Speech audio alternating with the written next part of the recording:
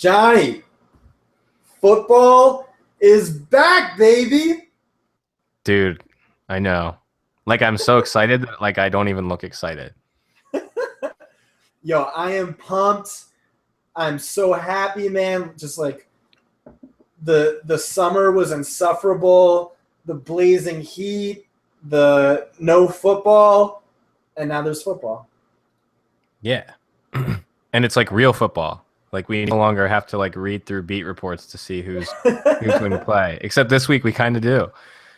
Yeah, DFS is back, real DFS, and not that bullshit where you were like beating my ass every week with guys I've never heard of and making me look bad. Real NFL DFS. This is exciting. Yeah, man. Dude, this is the shit. This is what we live for. So I had like a bunch of notes written down. Johnny knows the story already. Had a big, long, lengthy introduction prepared, and in typical Power Hour fashion, my computer just decided to restart and wipe the whole file. So I'm flying blind a little bit here, but hopefully Johnny's going to pick up the slack. If you're new to the podcast, I'm Scott Barrett. I write for Pro Football Focus. Also have a weekly column on Vice, as well as do a podcast over there. Johnny writes for Fantasy Labs and 2QBs.com. I'm more of like the general fantasy guy. I bring the dankest stats every week. I do like redraft as well as dynasty and like DFS and everything. Johnny's the DFS pro. He has a background in online poker, just like I have a background in online Pokemon. Johnny, what am I missing?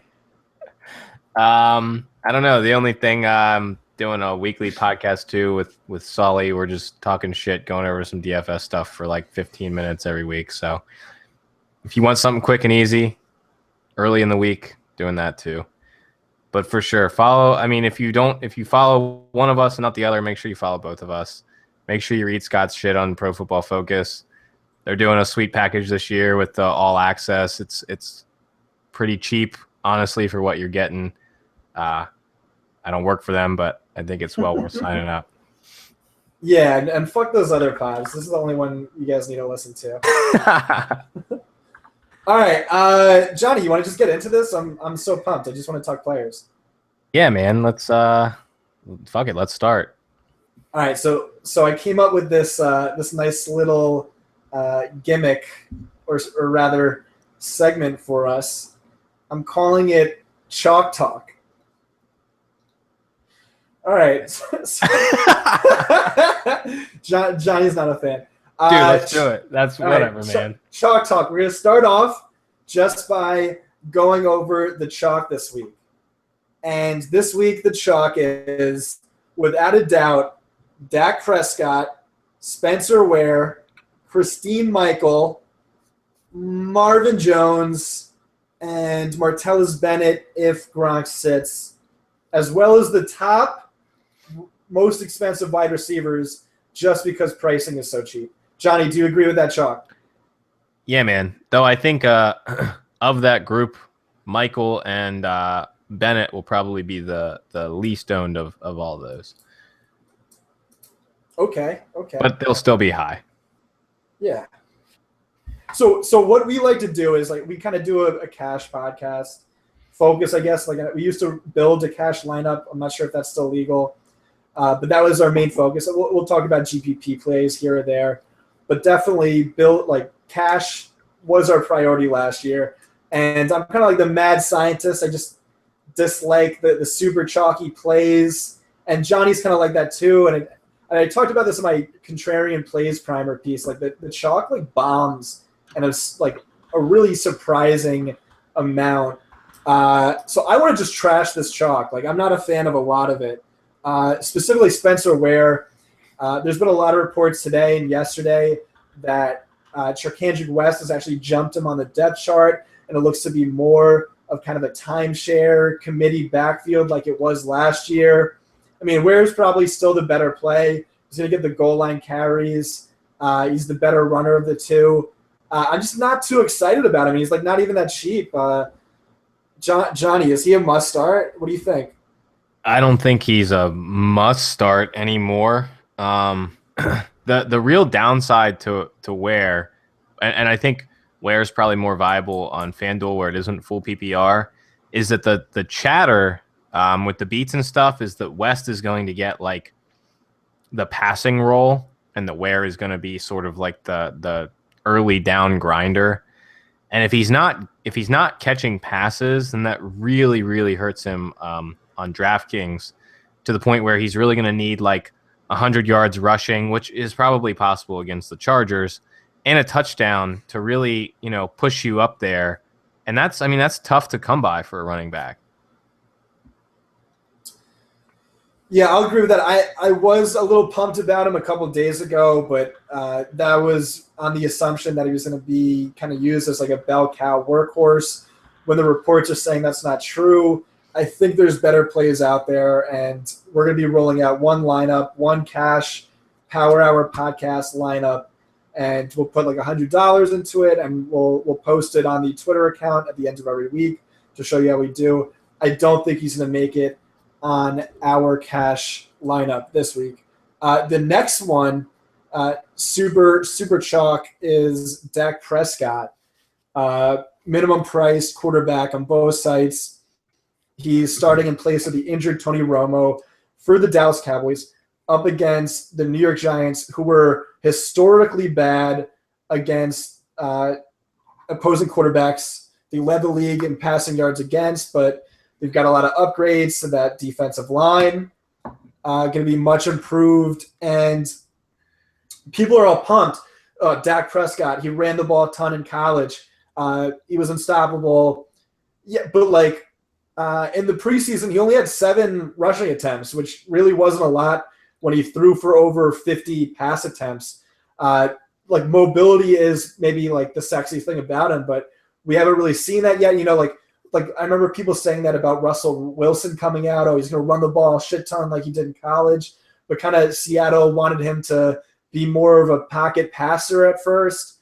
So I don't know. I don't think it's a given that he just runs all over the Giants defense, although definitely a possibility. And then on top of that, he's a rookie quarterback, 4th or 5th round pick, only named the starter because Romo went down. In the past 15 years, there have only been 3 instances of a rookie quarterback scoring over 17 fantasy points in a week 1 start his rookie season. And so here's the thing with Dak, and Scott and I both did this last year. We know the drill. You play cheap quarterbacks in cash games. It's just what you do. And really, Dak is he's so incredibly underpriced as a quarterback who's sort of in the perfect storm of a situation where there's 2 probable outcomes, and one is that he's super well protected. He has tons of time to pass the ball to a really solid supporting cast. Or 2, the offensive line struggles a little bit against the Giants' new look defensive line, and he runs the ball.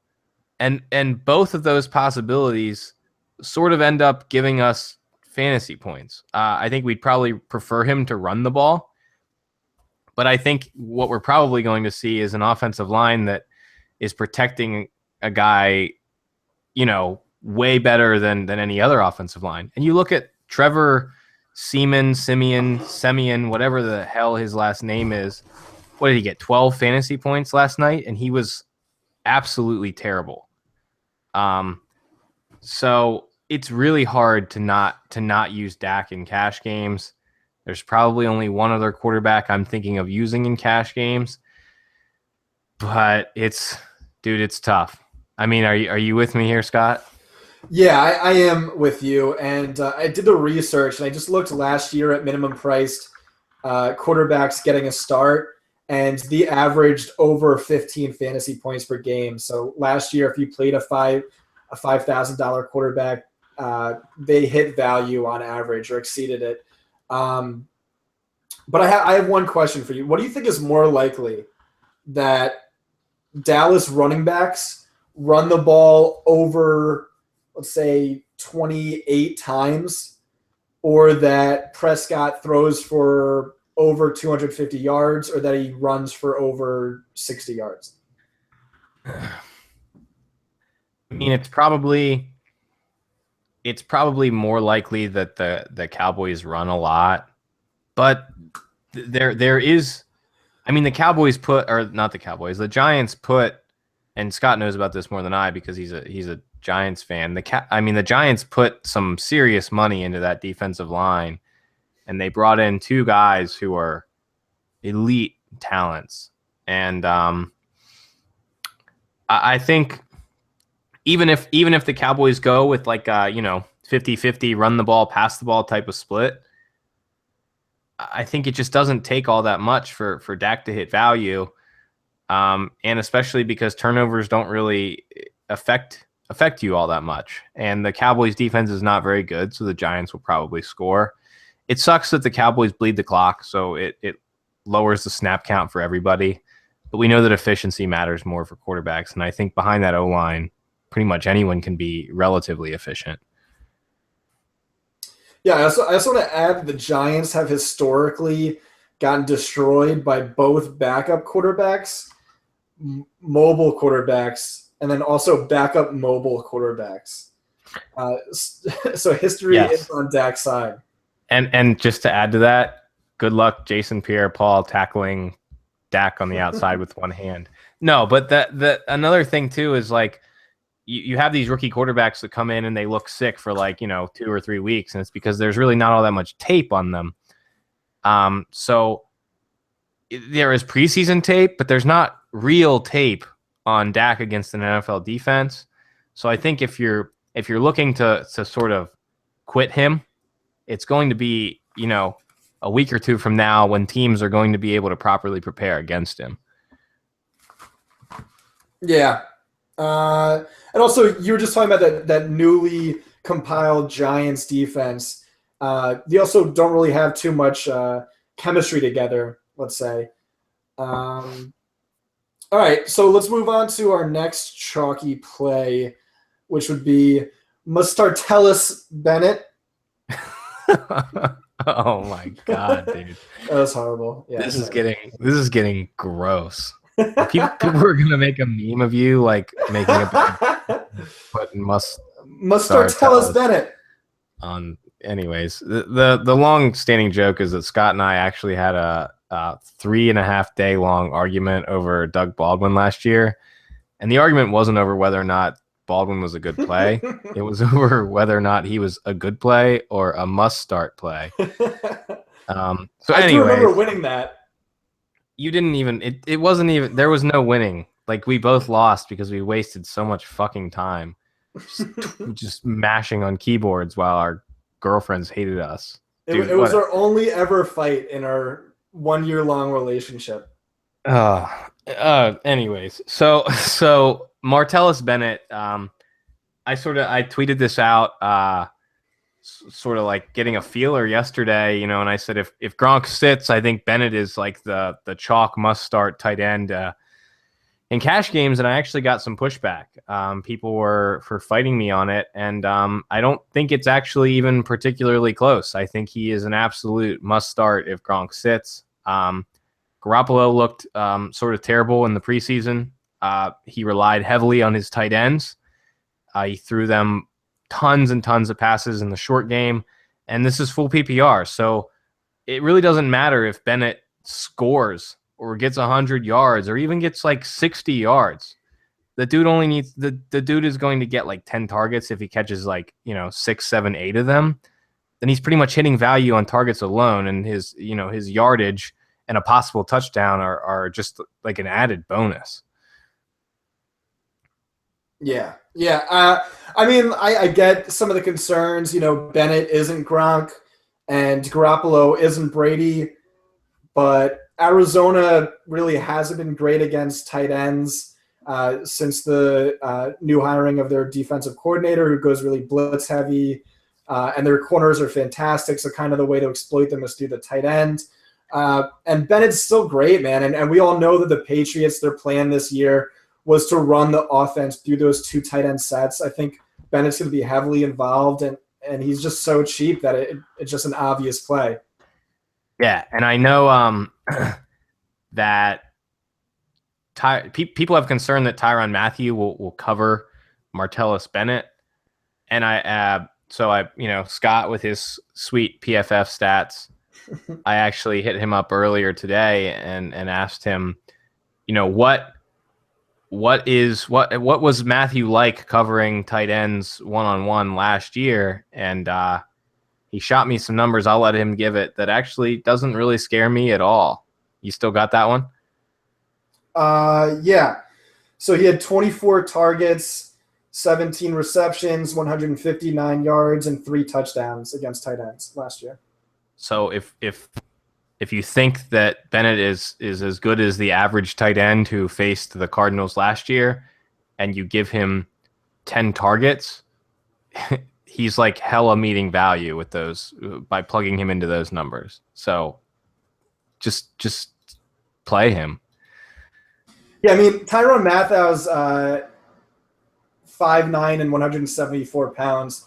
That's like a gross mismatch, as amazing as Mathieu is. I think he's a must start. I really do. I mean, there's some great, really cheap tight ends we'll cover in a little bit for your GPPs, but I think DraftKings Cash, I'm going to play Martellus in our podcast lineup. Yep. And I usually, for me, I play 2 lineups, and I usually split tight end. I probably am going to put him on both. And then Christine Michael, Rawls has an illness, but he practiced today, and he also has that bad ankle, and he's getting the start. Yeah, so that's the thing we were kind of like waiting for, is like confirmation that Christine Michael was going to Kristen. He's such a weird name, but confirmation that he's going to start. And if he's going to start, then it really means that Rawls is there. I mean, he might not even touch the ball. That's the possibility. If Rawls is sick, they're trying to bring him on slowly. He's a long-term type option for them. The Dolphins are absolutely, from what we saw in the preseason and what sort of people expected coming in, they look like they might be really, really bad. They lost their best defensive.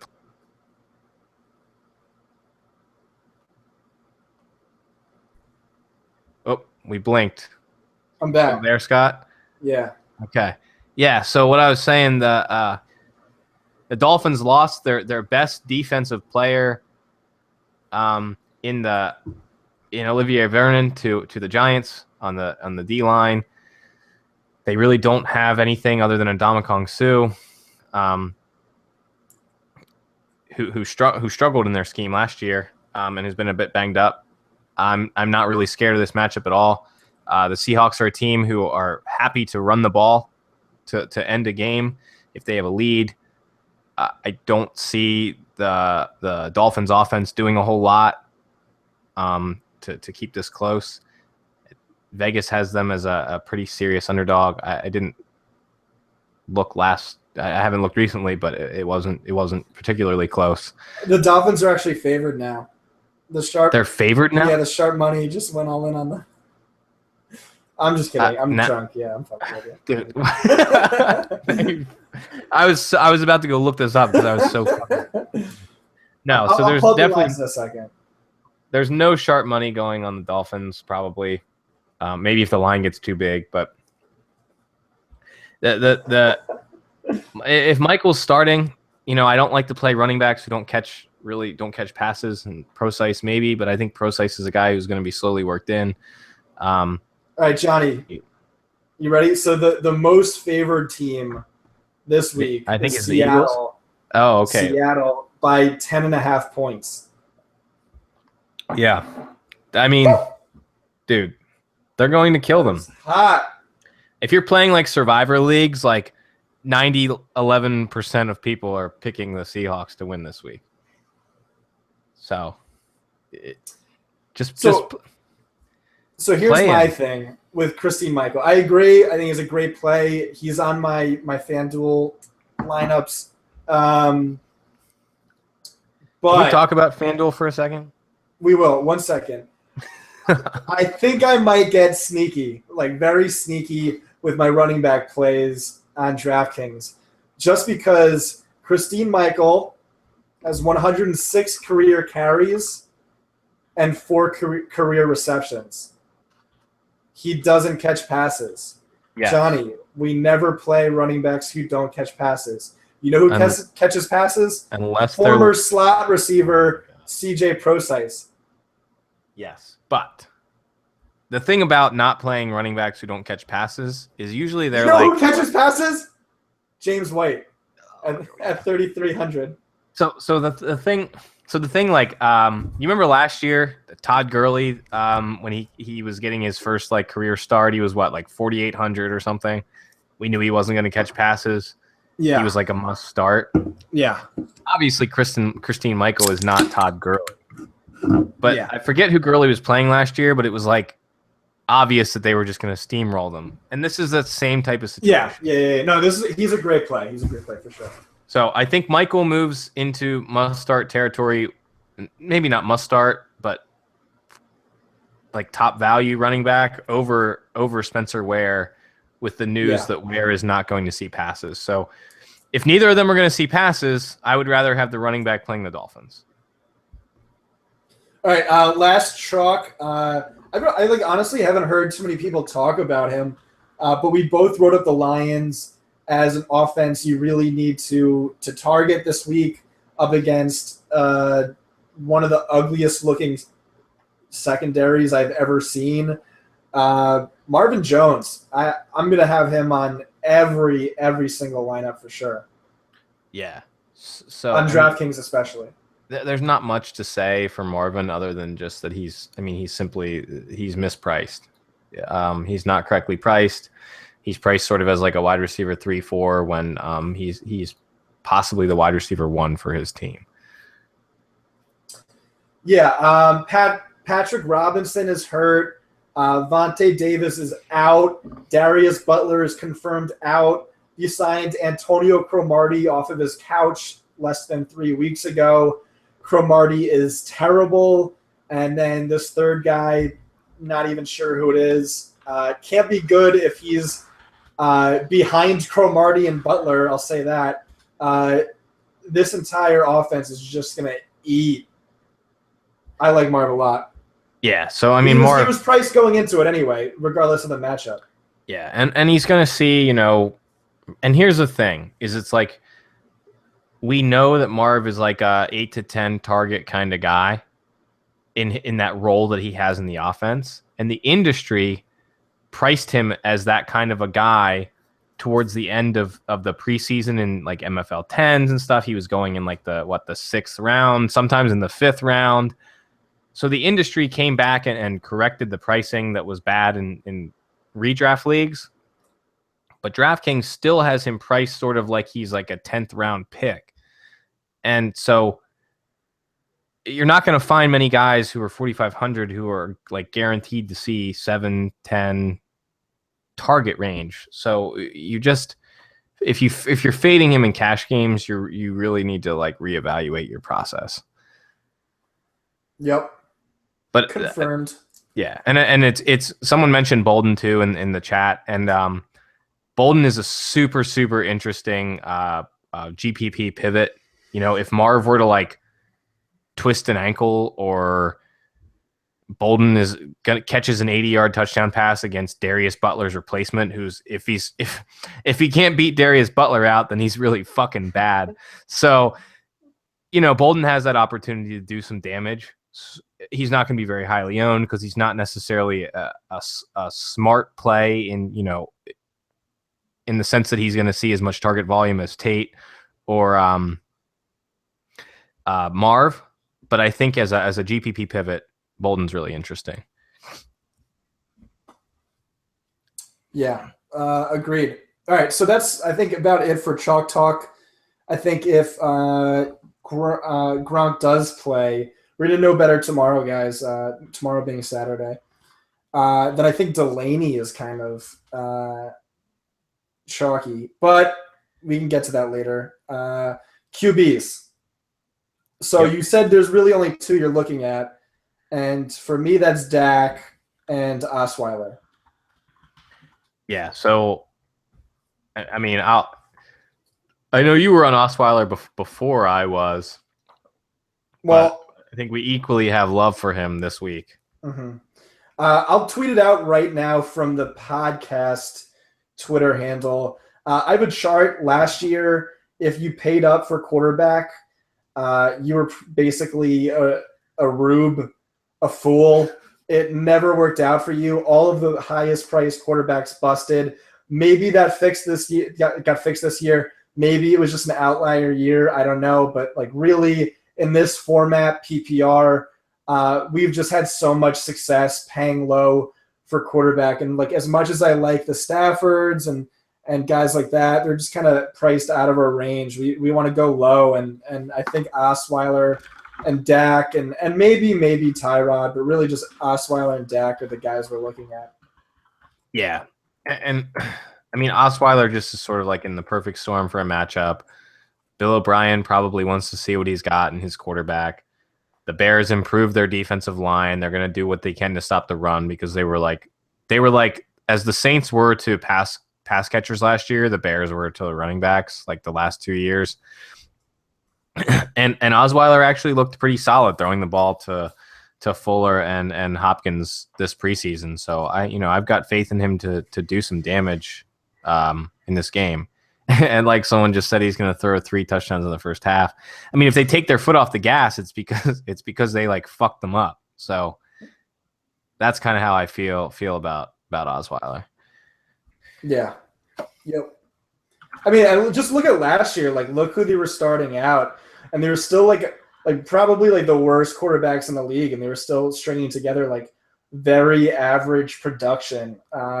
And now like with Nate Washington starting at wide receiver, they've upgraded their wide receivers. I believe they've upgraded their quarterback. Last year they played with like the highest pace in the league. I don't know. I think Osweiler is even like very tempting against Dak, who He is. And then if you want to, I mean, you go and you look at Osweiler against the Steelers last year when he got like an opportunity to play against like a bad secondary and like air it out, and he wrecked. Yeah. Yep. And this is a really, really bad secondary. Yes, and they're all banged up. Fuller had a knee scope like just recently. So, I mean, even if he plays, I mean, he's like questionable to play. Even if he plays, you can't really imagine a guy who just went under the knife to be like 100%. And then it's Callahan. Callahan, I think, had a concussion. He like just got out of the protocol, and or was that Tracy Porter? One of them had a concussion, and the other one's been banged up all week. He's been limited in a lot of practices. So, I mean, and these guys aren't great, and on top of it, they're hurting. Yeah. Yep. And really, they're all like among the worst in the league outside of Fuller. Yeah.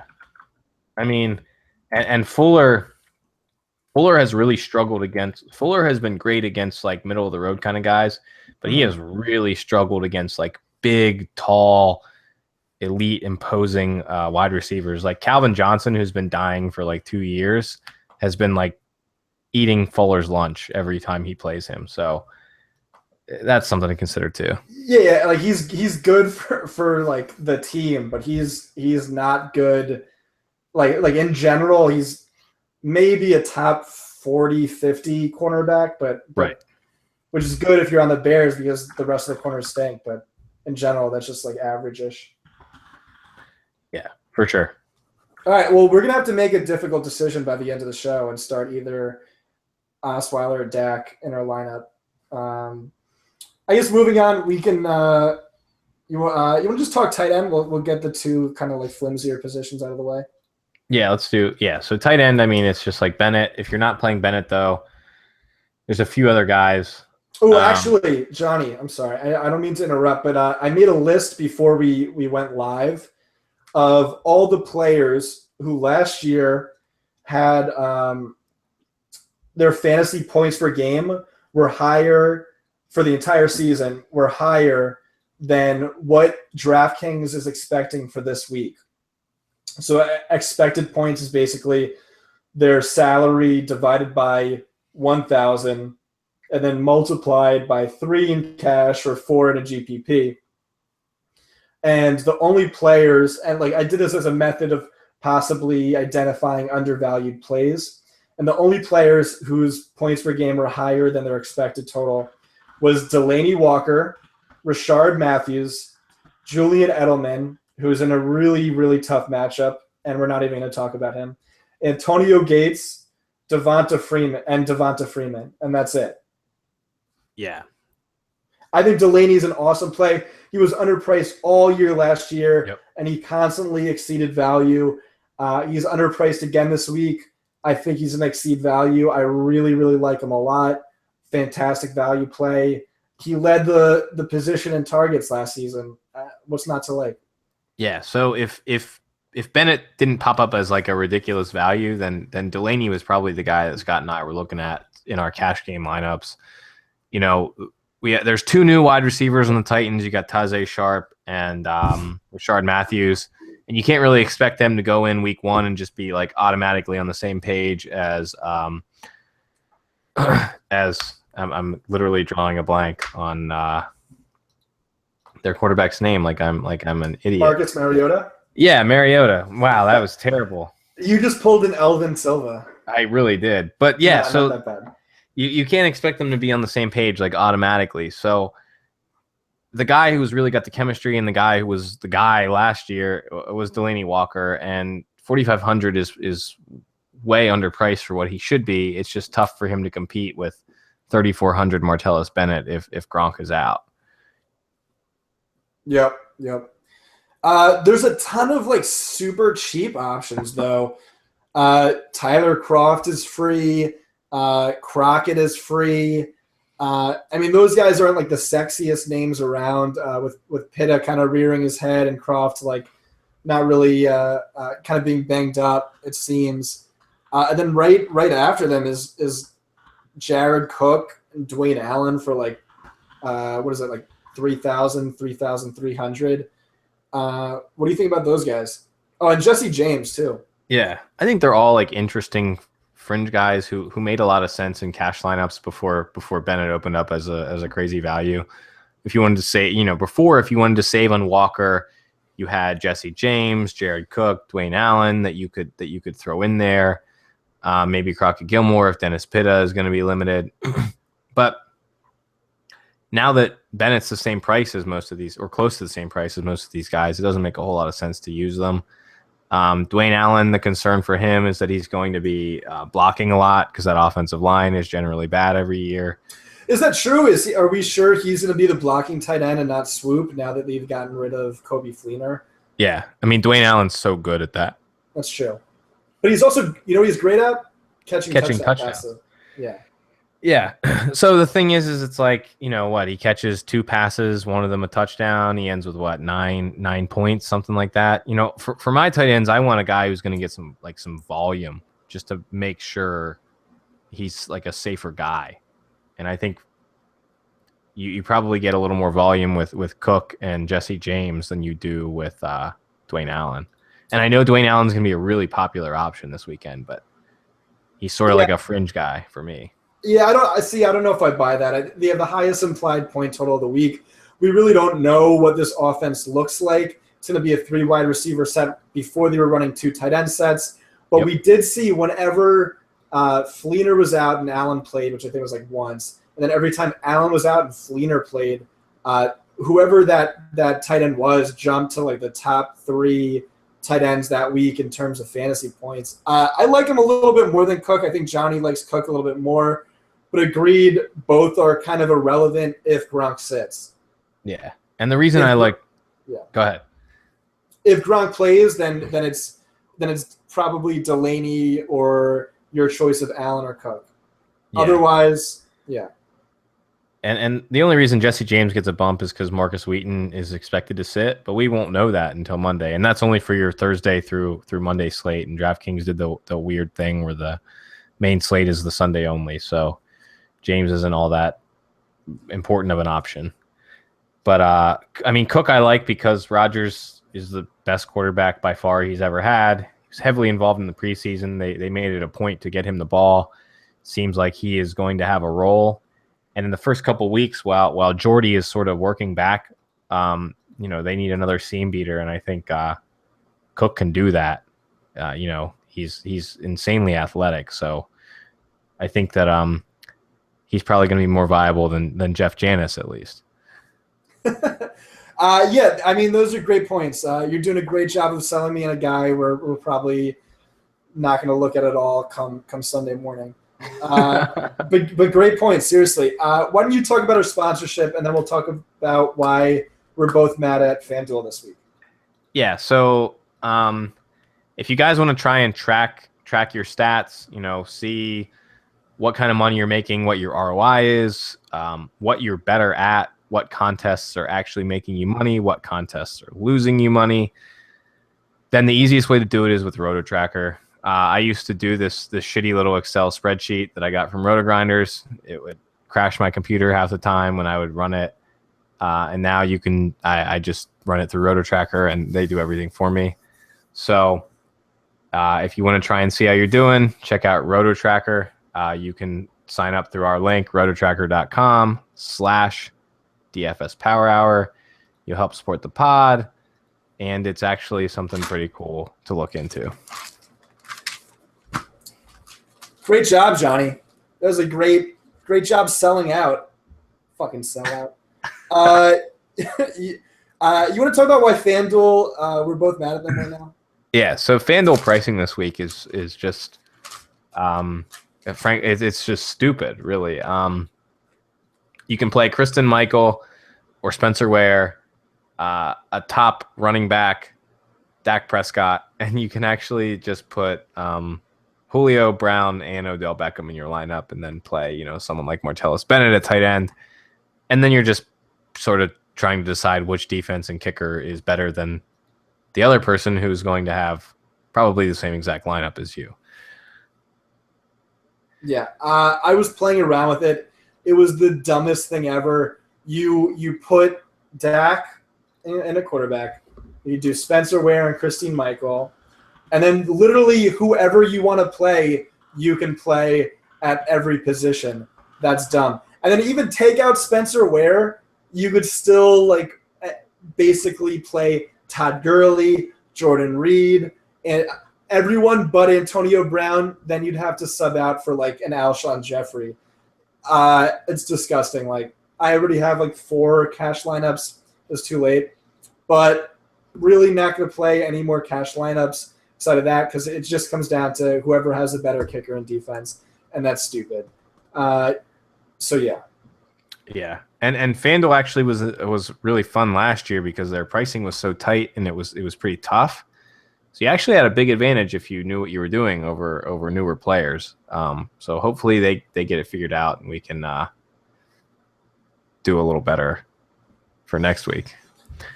But yeah, so moving on. What's our next position, Scott?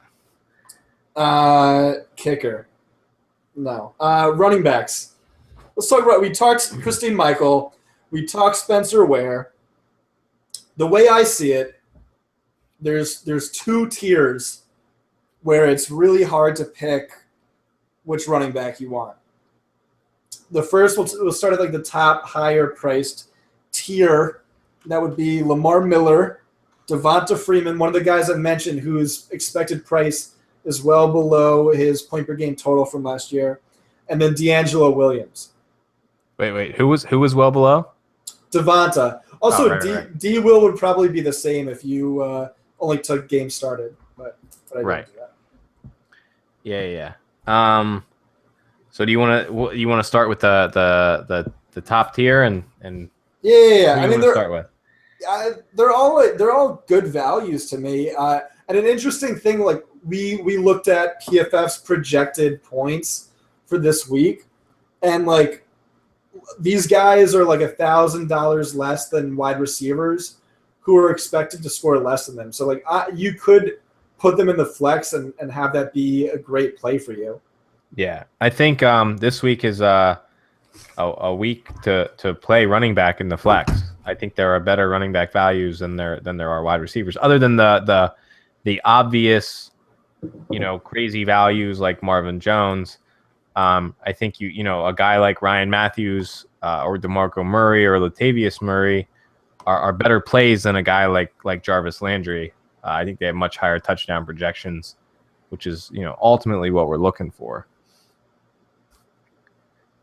So you want to start with the top of the food chain? I guess that would be what, Lamar Miller? Is he the highest price? I'd say D'Angelo Williams. I honestly, they're all like super neck and neck. The news on Devonta today was kind of concerning. How they think Kyle Shanahan's going to use more of a hot hand approach. The OC pretty much is just like, yeah, true, but like Tevin Coleman sucks, so like whatever. Devonta's going to eat. But yeah, that news kind of scares me, and I do think his workload's going to decrease some. If you read my actual opportunity article last year, Devonta Freeman blew everyone away. He was top 3 in targets at the position, top 3 in carries per game at the position, top 3 in goal line carries per game at the position. No one had a better opportunity for fantasy or better role for fantasy than he did. Even if that does decrease, there's still like a really good chance he can blow away his expectation this week. And then Lamar Miller, Johnny and I both love him in redraft. He's in a great spot. He's in a great spot this week. Bears kind of have a much worse secondary than front line, but I don't really think that matters, and Lamar can kill you in the passing game as well. And then D'Angelo Williams is just like, that's a role. That's like the bell cow role right after Devonta Freeman last year was being the running back in that Todd Haley offense, where he catches passes, led in goal line carries, gets a ton of carries. They're all in great spots. Johnny, who's your favorite? Yeah, so my favorite is definitely going to be D'Angelo Williams. I just think the Pittsburgh running back is just such a valuable position. But unfortunately, he's only in the Thursday through Monday slate. So he's, you have to have played that slate if you are going to use him. So if I had to pick between those 3, he's my top option of those 3, but you're only going to have him on the smaller slate. So it puts us between Lamar and Devontae. I think me and Scott probably differ on this one a little bit. I call Lamar King Lamar, and I'm a little biased when it comes to my boy, but I'm probably leaning Lamar Miller just because I think that this is really going to be a bloodbath for the Texans. I think they're going to do some serious damage to the Bears, and Lamar is a guy who should see passing work, goal line work, and early down work, similar to how Devontae was used last year. I think he's an every down, insanely talented back. As much as the Dolphins tried to just not use him, he continued to score 40-yard touchdowns since they wouldn't let him carry the ball at the goal line. So he's a guy I really like, but I would definitely use D'Angelo over him because I just think that's a more valuable established role for the Thursday to Sunday slate. And I think I am a little more concerned with the Tevin Coleman hot hand type talk than Scott is for Devontae. But where are you between Lamar and Devonta, Scott? No, you swayed me. We had a debate earlier this morning where I argued for Devonta. Just looking at Pro Football Focus's projections, Devonta just blew everyone away. It was like projected to score the second most points at the position, and he's priced out as like the RB like 13 or whatever. But I've kind of come around, and like today's news really hit me hard. I just Tevin kind of stinks. I don't know why you'd give him the ball, but yeah, I lead Lamar. I love Lamar. He's great. He's in a good spot. What scared me was that the Bears were kind of like a reverse funnel defense where their defensive line is still better is much better than their secondary, because their secondary is the worst. But no, it's still not that great. So I don't know. I like Lamar. Yeah. I think if you're going to the top tier of running backs, I think of the 7K 6,900 type guys, I think it's Lamar. Well, I like D'Angelo more than Lamar. Right. For the Sunday only slate. For the Sunday only slate. Yeah, I think you're playing Lamar over DJ Peterson. Scott knows I don't play Adrian Peterson fucking ever because he doesn't catch the ball. Agreed. Yeah. So that's where I'm at on these top tier running backs. Okay, so the next tier is super interesting to me, and I think it's like really close. I think 2 and then like 1 kind of stand out above the rest, but it's really, really close. DeMarco Murray, that Titans running game has just looked so dominant all preseason. And then earlier this week, the head coach came out, said Murray was going to be featured in week 1. The only time Derrick Henry would get play was when he came out because he was tired.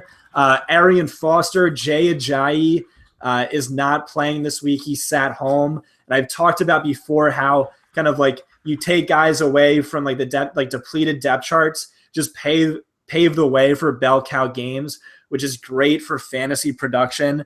And like people are going to see he's an amazing GPP play because last year he stunk running the ball, but he was great as a receiver. I think that's probably true again this year if he is good at all. And like that's how you attack Seattle. Like last year, Seattle, like 20% of their targets, opposing targets went to running backs, which was 4th most in the league.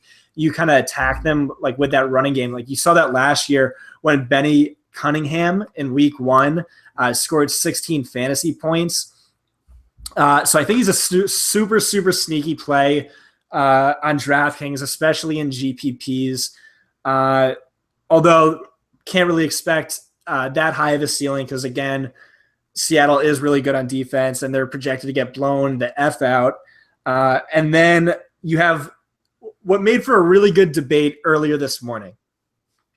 All redraft season, I've been arguing, or I've loved Ryan Matthews. Just looking at Doug Peterson, how he uses his running backs, and like how great Ryan Matthews was last year.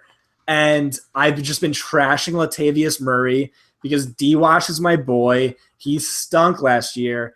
And Johnny is like Ryan Matthews is a way better play than Latavius Murray against the Browns, which is a great matchup. And I'm saying I think it's close with Latavius Murray against the Saints, who were the worst last year.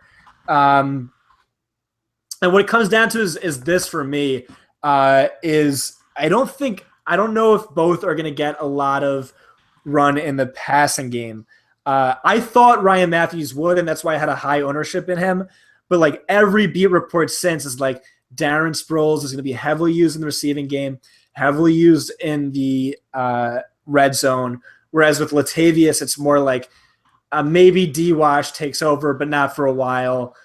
He should have a big role in the receiving game, as I've always argued, but maybe not for a while. I think it's close,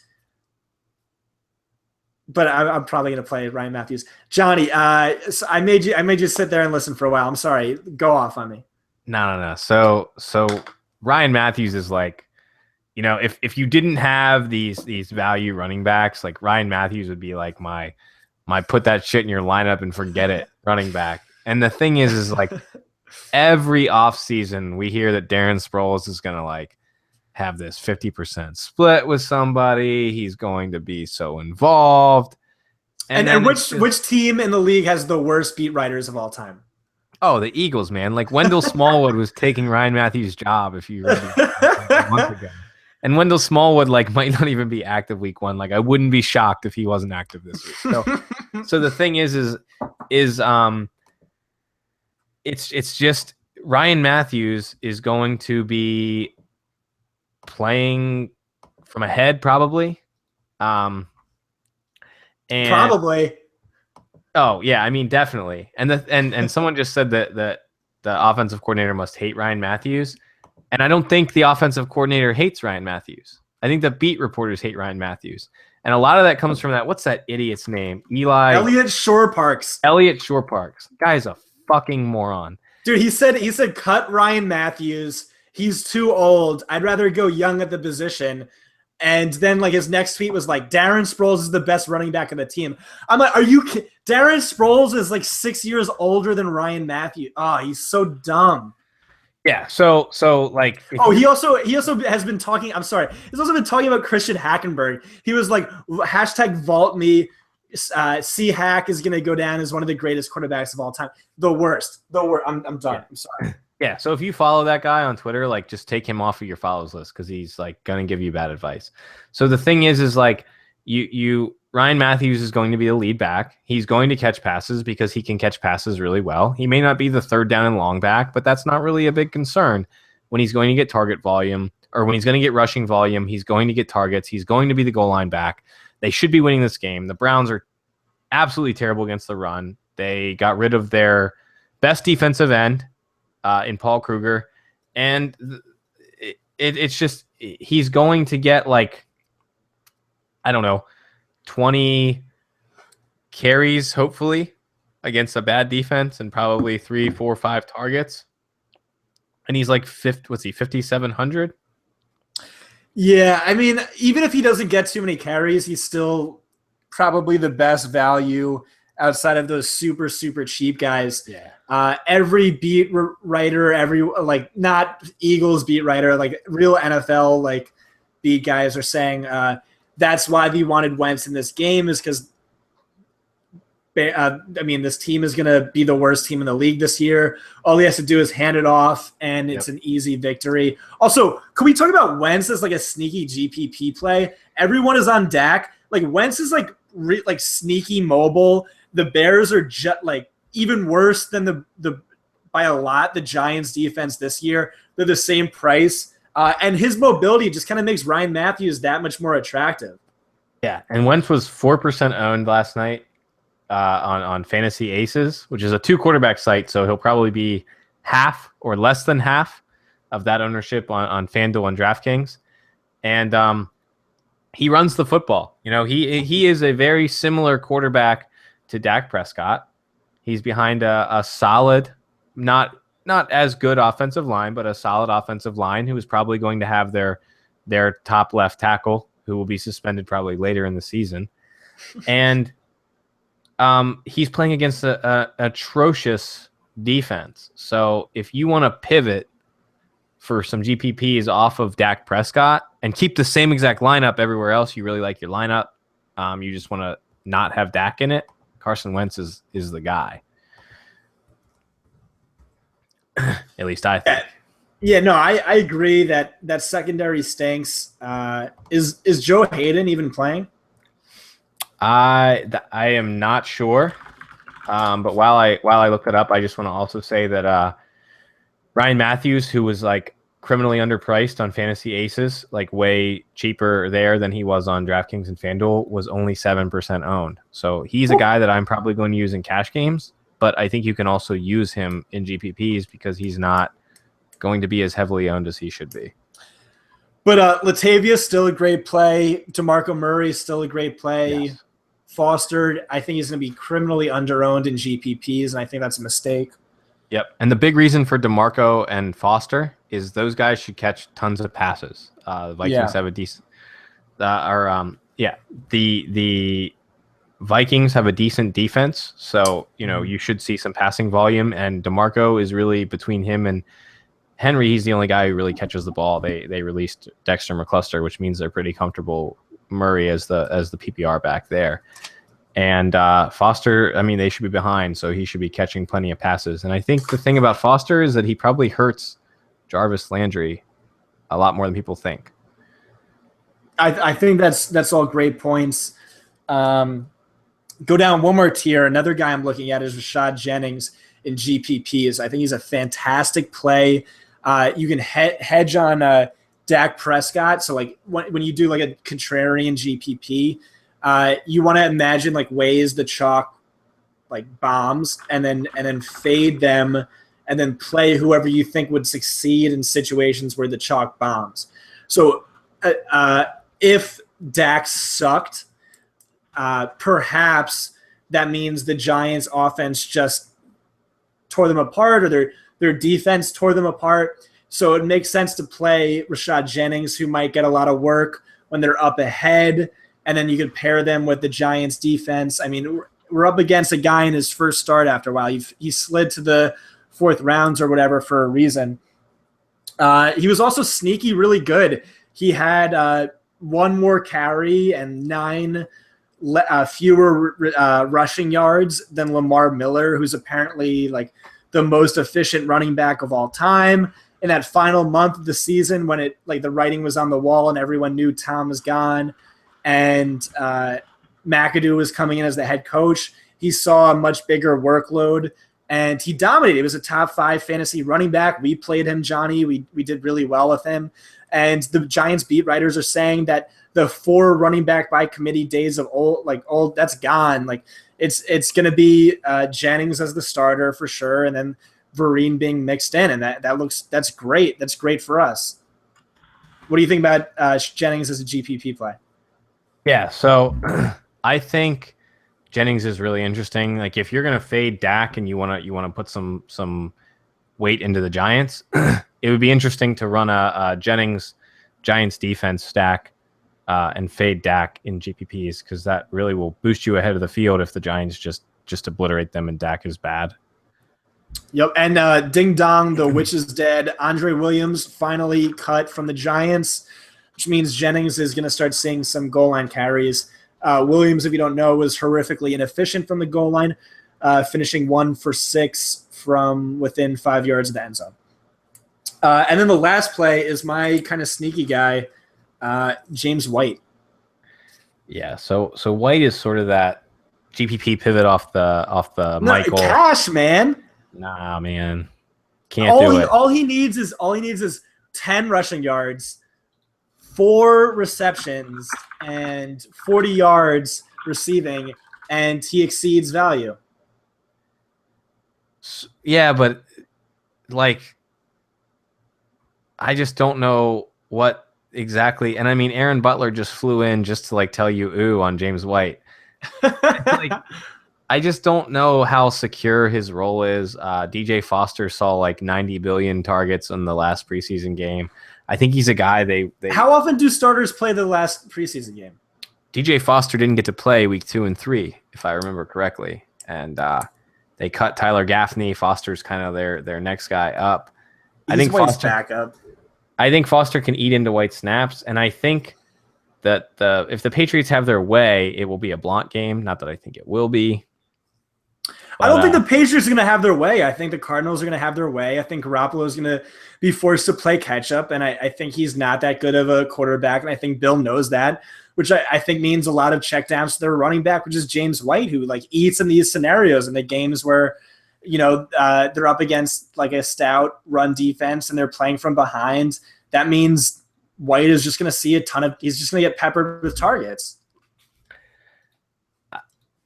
It's just too risky for you. He's so cheap, and the lineups you could build with him in there are so sexy. And I mentioned before, he's one of the guys who's like, on a points per game basis exceeded what their current valuation is.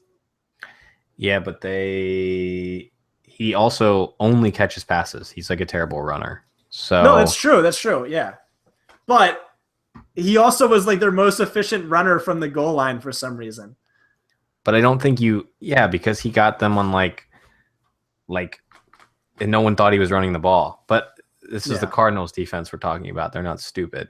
So, well, yeah, but here's the thing. So Edelman is in the slot, going to get covered by Tyrann Mathieu, and then outside Peterson, and then everything goes to Martellus Bennett and White. There's room for those little checkdowns. No, they're so cheap. I think his touchdown upside is so low compared to like Christine Michael. He had a ton of touchdowns last year, like on a per touch basis, maybe league leading. I mean, it was fluky. I can't deny that it was fluky, but also like Bill was like scheming ways to get him to score touchdowns. He scored he scored 6 touchdowns in like one game he started. Dude, I mean, he's interesting, but I think playing any Patriots running back in cash games is like he's so 9 points or 9.9 points is all we need. I think you need more than that this week from your 4K guy. All right. I'll let you veto the James White call. I love James White as a GPP play. Love it. I mean, I know I'm biased. Like if you go to his PFR page, I sponsor it. So like, okay, maybe this is just my James White. Though, I sponsor Brian Hartline, so like we like that player. That's true. That we do. We love him. So wide receivers this week.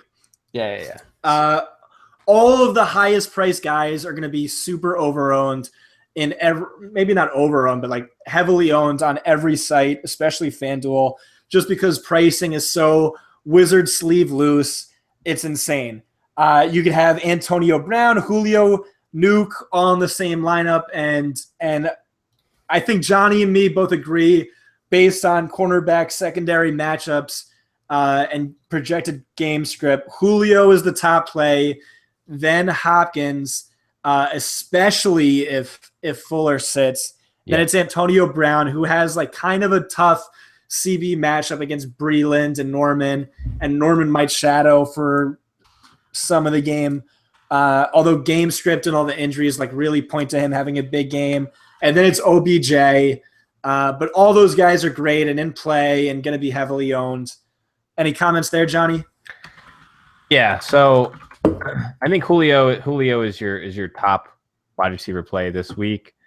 And the thing that sucks for Beckham is it's like the matchup is so sweet because Brandon Carr and Morris Claiborne are just not very, very good. But the way the Cowboys bleed the clock just really limits the amount of targets you get. I think he was under 10 targets both times he played them last year. And when we're playing a guy for $9,000 on DraftKings, we want 10, 11, 12, 13, 14 targets from that guy. You know, we don't want 8 targets. That's just not going to do it. So that's why I'm sort of out on Beckham, even though the matchup is great. I like Beckham in GPPs as a pivot because, 2 catches, he could have 200 yards. And then DeAndre Hopkins, if Will Fuller sits, Will Fuller was Osweiler's guy in the preseason. Like he just loved to load it up and let it go. So if Fuller sits, I think DeAndre Hopkins probably gets an extra 2 or 3 targets against an atrocious secondary. So I probably move based on cost. I probably move DeAndre Hopkins up to my top guy if Will Fuller sits, but it seems like he's expected to play. And then Antonio Brown, he's the Thursday through Monday slate, but he's probably going to see a lot of Josh Norman. I wrote about this in my article. I think Norman's going to shadow for some of the game, but not all of it. Do you really like Breland, who's actually really good? And then Antonio Brown moves to the slot for 20% of his routes, so I'll avoid them some. I mean, it is a bad matchup, but Antonio Brown is historically one of the best wide receivers of all time.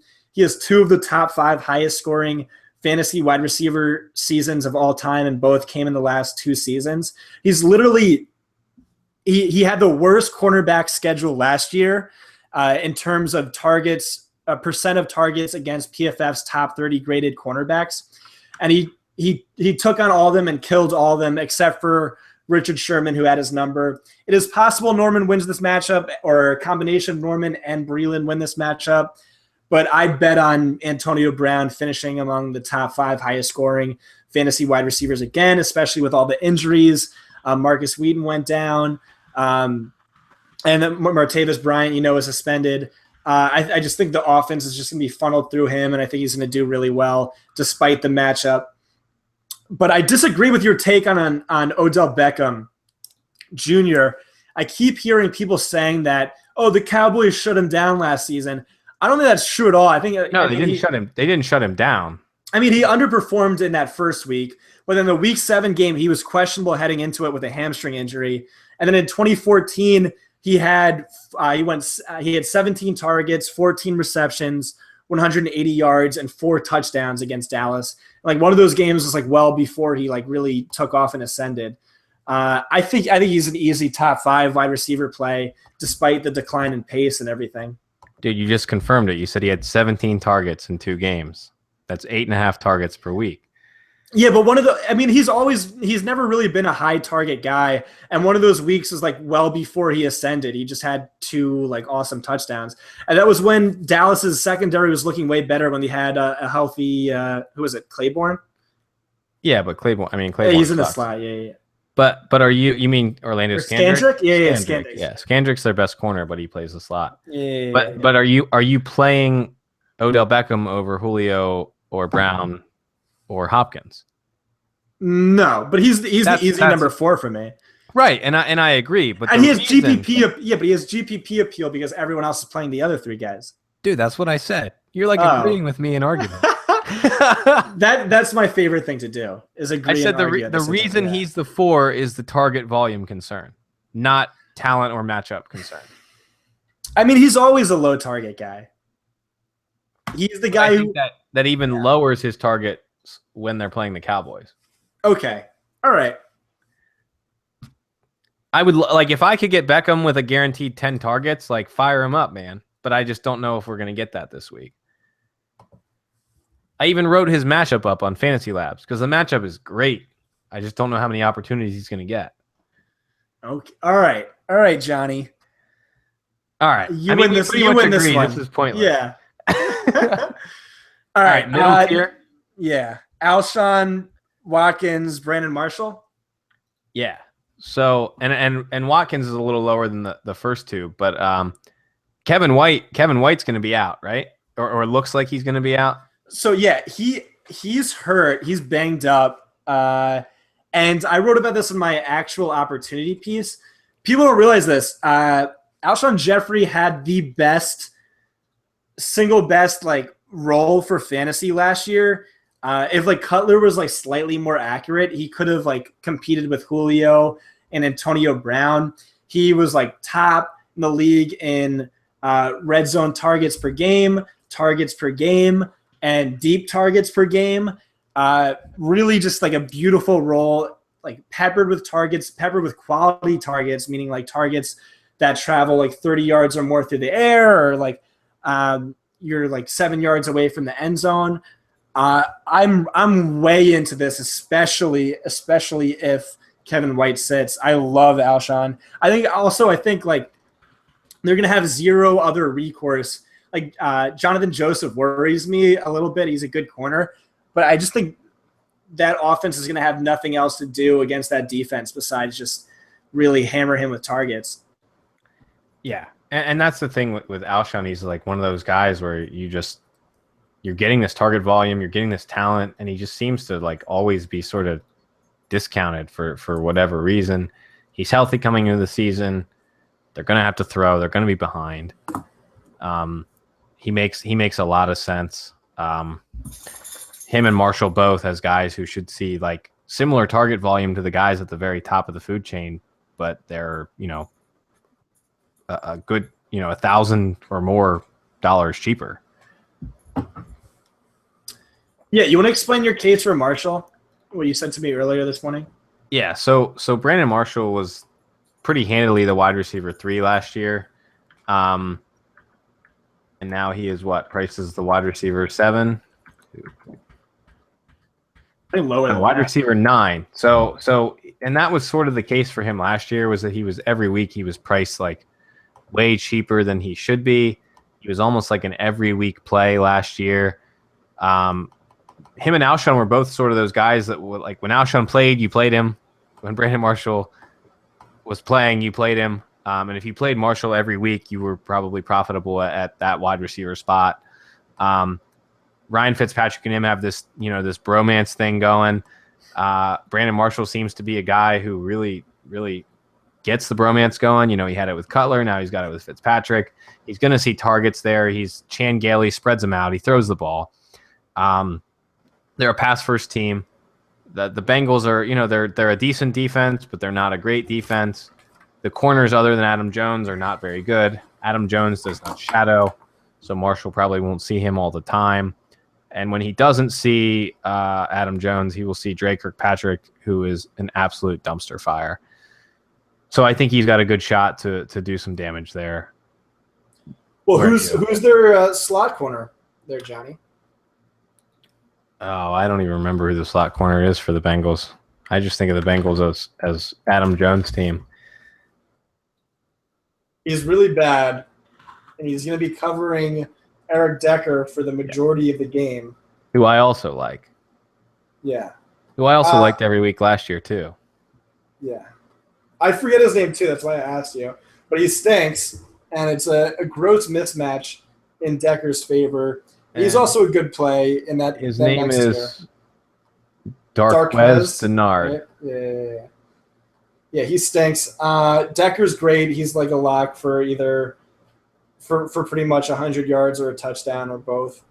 And that's one of those concentrated offenses that we know who's getting the ball. And then there's Landry at 6,000, which is like super cheap.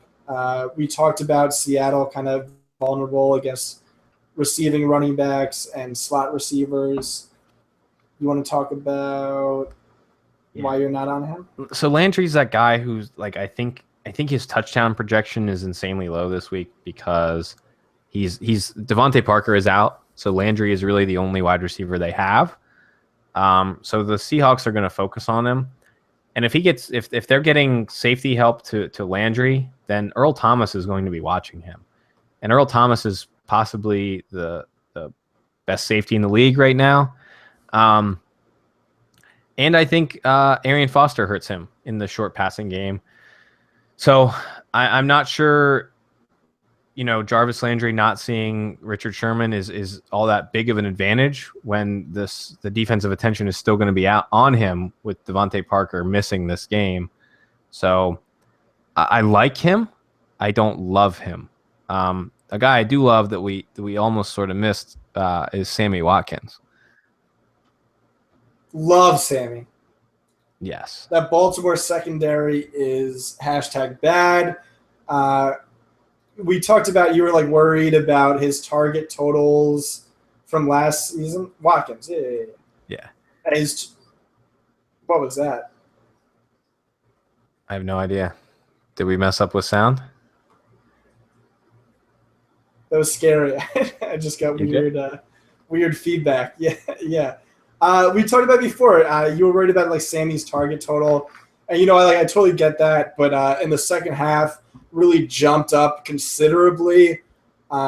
Kept consistently being in the double digits, but that was only when they didn't blow out the opposing team. So there is that concern that they just blow out the Ravens here. Yeah, and I think we see that the Ravens are like a struggling sort of team on offense, but I don't know how much they're going to struggle. I mean, they still have our favorite offensive coordinator in Trestman. They have some decent running backs there. They have a decent set of wide receivers. The Bills' defense was really not all that good last year. They gave up a lot of production over the middle. The Ravens have some, a decent group of tight ends, Kamar Aiken in the slot. They probably should be able to move the ball at least. And Vegas actually sees them. I think they opened as a 3-point favorite, which essentially means since they were at home, this was a pick'em game. So I think this game might be a little more throw heavy than a lot of people think. I know a lot of people are on LaShawn McCoy. But I'm not really on him as much as the other running backs. I'm probably more so on Watkins. I think he's sort of like a discount Beckham. It only takes a few targets for him to pay off his value. Yeah, I kind of just tuned out of whatever you were saying. I agree because I didn't really listen. Are you ready to move on to the lower tier wide receivers? Yeah, let's do it. So we got Eli Rogers, Sharp, Rashard Matthews, Fuller. Did you want to talk about Aiken and Vjax? Yeah, so Aiken is a guy, like I said, the Bills are really vulnerable over the middle. So Aiken will be in the slot. Should be able to do some damage. Their outside corners are absolute studs. They're both top 20 PFF rated guys. So we're Kamar Aiken is going to be going up against Nickel Roby, who's just not very good. So he should be able to rack up some catches and some yardage in the weakest spot of the Bills defense. And then Vincent Jackson. Vincent Jackson's probably not really a cash game play, but I think Vincent Jackson makes a lot of sense in GPPs since people are often on Mike Evans, who will probably see a lot of Desmond Trufant. So I'm probably going to use, Vincent Jackson in GPPs and fade Mike Evans, who struggled with the Falcons last year, especially when he was in Desmond Trufant's coverage, who is super, super talented. And then we drop down to the next tier of wide receivers after those guys. Well, Marvin Jones is in the same tier, but Marvin Jones is obviously a must play. So after that, we drop down to the next tier of wide receivers, which the highest price one there is Will Fuller. How do you feel about Will Fuller in cash, Scott? So I think so. Johnny raised this to me originally, and I think he's a great GPP play. He totally convinced me. He has that deep threat home run ability, heavily targeted in the preseason. Everything you want. He's going to be low owned. The injury is a concern, but I'm sure Johnny already touched on that. Why I don't think that's a good move is like in cash games, we constantly want to be making like plus EV decisions. Like if you can play this hand, this lineup a million times, like run it through a simulator a million times, you always want to come out on top. And I think playing a rookie wide receiver who had a good preseason in week one, I feel like is always like a negative decision. Like if you just look back like the past 5 years at like snap counts of rookie wide receivers in week one, like they rarely ever play over 66% of the snaps. Yeah. Like you get pumped and you think they will, and they don't. And I'm just worried like Jalen Strong is going to come out of nowhere and just steal up like 40% of snaps, and he'll have 3 deep targets and do nothing with it. Yeah, and I would bet money that Will Fuller plays more than 66% of the snaps. But what I wouldn't bet money on is that Will Fuller is like insanely heavily targeted. So Fuller's a guy I'm going to load up on in GPPs, stack him with Brock Osweiler. If you paid attention to the preseason, you know what Fuller is and what he did. If you didn't, you really don't. So I'm not sure the public is really going to be on him quite like we will. Will Fuller was 1% owned in Fantasy Aces contests over the weekend, and he was really cheap there as well. So I think that's a guy that I'm going to have a lot of when we do GPP contests. But let's get to the guys we could play in cash in this cheapy group, which would be Rashard Matthews. Yeah, Matthews. Where are you on Matthews versus Sharp? I mean, Matthews is what, $300 more expensive on DraftKings? Yeah, so it's 3,300 versus 3,000. Yeah, come on, I'd gladly pay that premium for the guy they paid all the money to rather than the rookie. It's $300. That's nothing. He was a guy I already mentioned as someone who exceeded his whose expectation was well below his point per game total from last year. He's just like disgustingly cheap, and I don't see it being too difficult for him as the wide receiver one to exceed that. Yeah, so Sharp is in play though, for sure. Yeah, and I probably will end up not using either of these two guys yeah, because of the value at running back and tight end. But I think you could use either of them, and they probably have very similar projections as like a 6 to 7 target type wide receiver. Really, the Matthews is getting the 10% sort of advantage for the fact that he has played in the NFL before, but Sharp seemed to be the guy that Mariota paid attention to in the preseason. So I think you could use either of them, but in reality, Delaney Walker is going to be the guy who sees the majority of that target volume in week 1, I think. I mean, any exotic smash mouth is supposed to be this like they're gonna run the ball a shit ton. They're just priced so low that it kind of like it gives you pause. Like even if you know going in that's gonna be true, they're just so like everyone's so cheap. Like what about like running a GPP with Mariota and then 2 of these 3 insanely cheap guys, Delaney, Matthews, Sharp, like. Yeah. If that hits, like I mean, the Vikings are a good defense, but who knows? Yeah. So I think you could do that. And someone just asked about Xavier Rhodes holding Julio. Yeah. I'm pretty sure Julio was injured the week that he played. If he did play Xavier Rhodes, Rhodes got lit up, I think, by Alshon, Calvin Johnson. Calvin every week, yeah. Every time Calvin ever played him. And Calvin was dead last year. Yeah, Xavier Rhodes is actually one of those guys who's like, big and mobile, and he sort of fits the mold.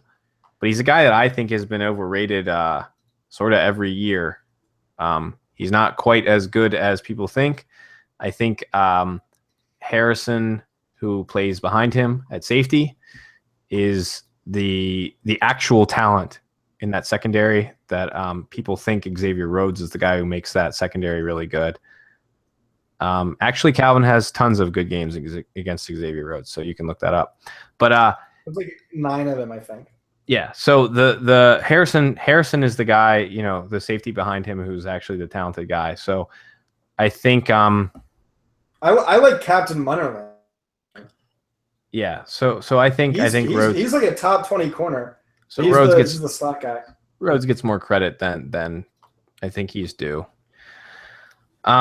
So yeah, I think the Vikings defense is a defense that's probably a little overrated at times. They are good though, but I think with Sean Hill playing quarterback on the other side, Mariota will have a chance to put up some points. I think the Titans win this game.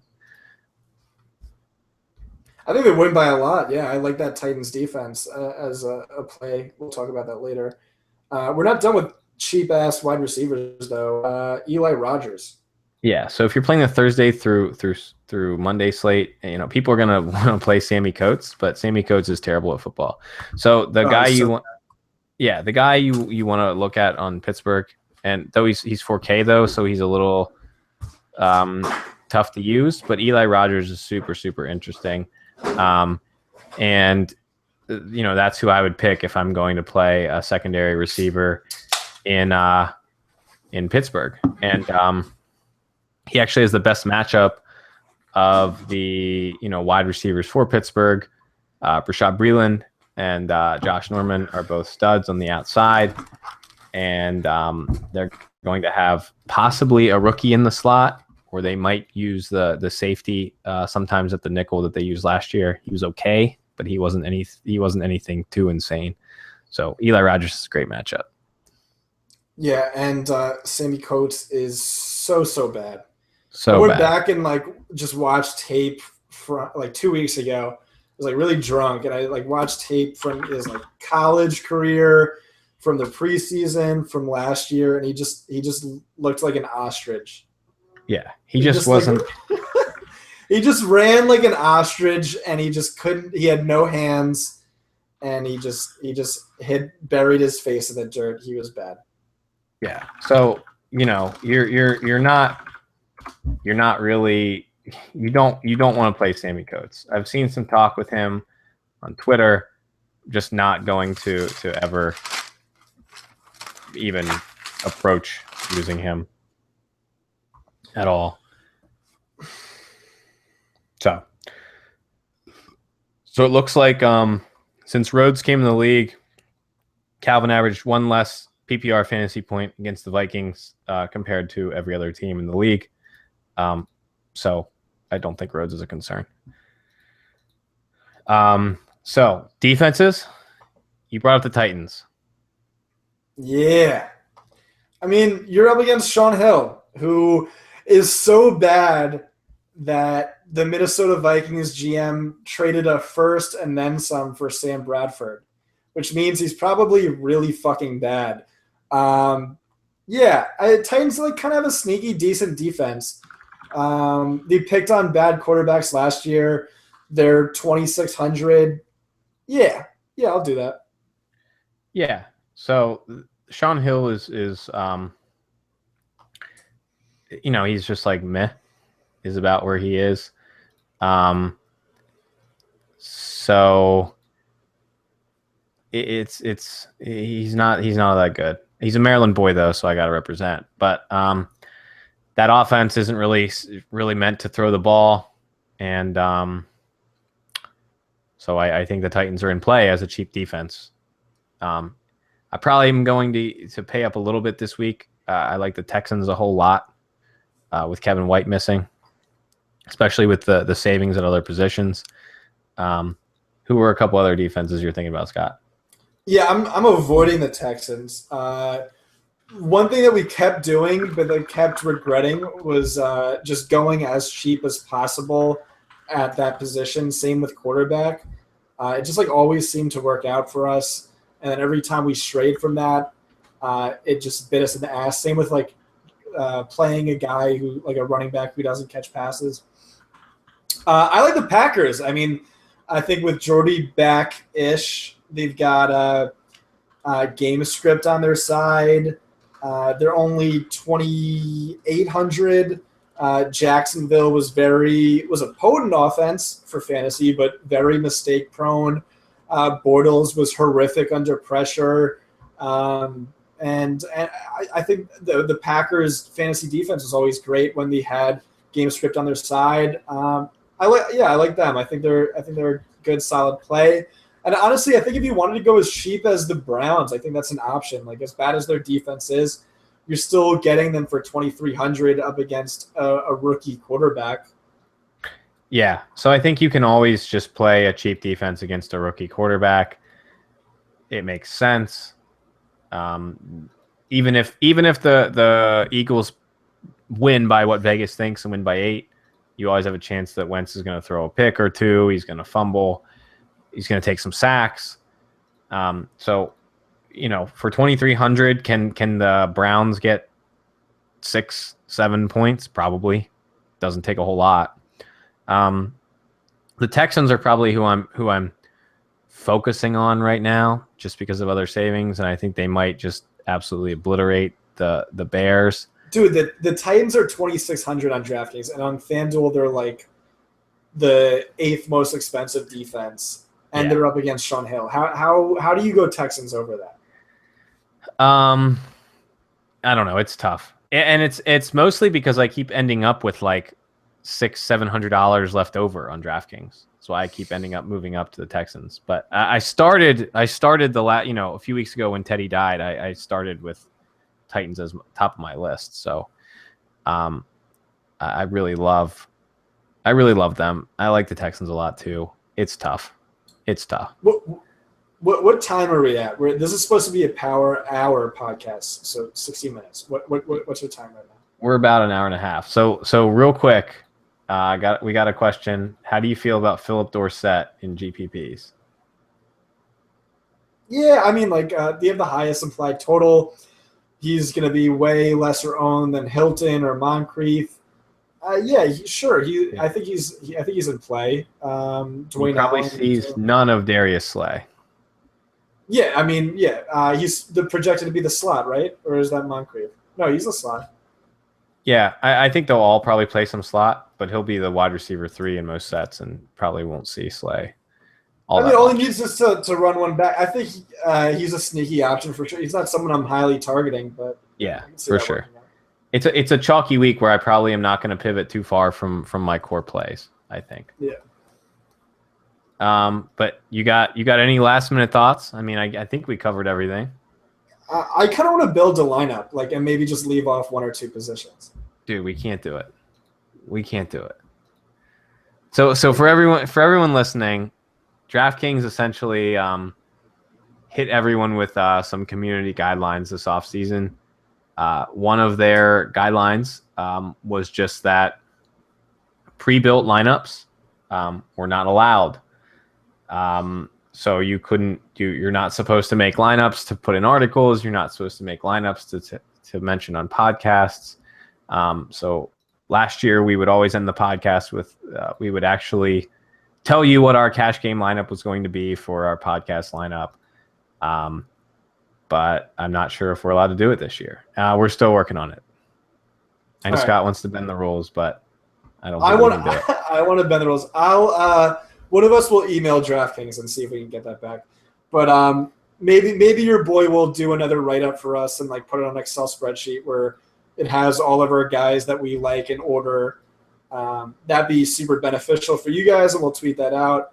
But right now, yeah, you're just going to have to guess at what our lineup might be or who our top plays are. Yep, for sure. And we will both be tweeting a ton tomorrow and Sunday. You can also find Scott. Go ahead, pimp out. When are you going to be on another podcast? The Fan Vice podcast, I think like 10 a.m. or 11 a.m. Sunday morning. With Mike Taglieri, really awesome Pro Football Focus writer. And I think Shane, Fantasy Shane. Yeah. So Scott will be giving you like those, while he's hungover, he will be giving you those Sunday morning updates, You probably have some information about, Spencer Ware, Kristen Michael, that kind of stuff. So make sure you check him out Sunday morning. But and you, Johnny? Yeah, so nothing else this weekend. I'll just be tweeting. Hit me up with questions. It's kind of where we're at. You got anything else to add, man? No, I think that's it. All right. Well, we will. Oh, shout out city right now. Shout out to Sharon, our original only ever listener, who's been with us from day one and is finally back on Twitter. What up, Sharon? Also, what up to Garrett Raffles, my old roommate from college who stumbled across this podcast and was like, "Oh shit, is that Scott?" And wants to do his own podcast, so he's like taking notes and shit. So that's pretty cool. Shout out you guys. I think that's it. Anything else, Johnny? Oh man, that's about it. Make sure you follow both of us.